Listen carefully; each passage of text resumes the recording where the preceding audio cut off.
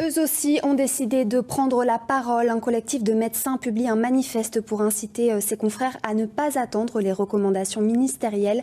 Ils alertent sur l'urgence de renforcer les défenses immunitaires des plus vulnérables. Caroline Agulot, Valérie Banabera et Virginie Portela-Rosa. C'est un manifeste rédigé par un collectif de médecins, signé par plus de 2000 praticiens français.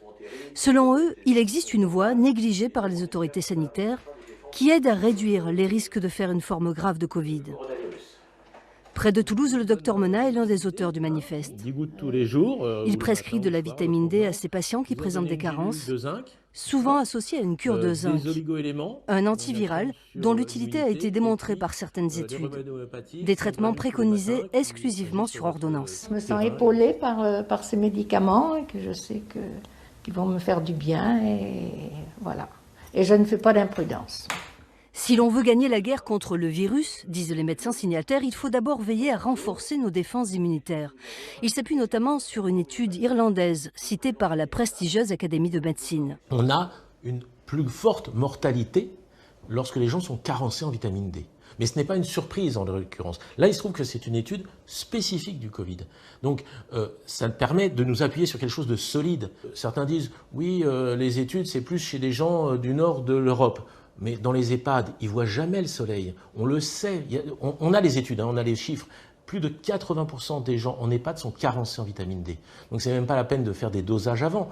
Il faut en donner à tout le monde. Et on a été surpris et déçus que cette recommandation ne soit pas faite.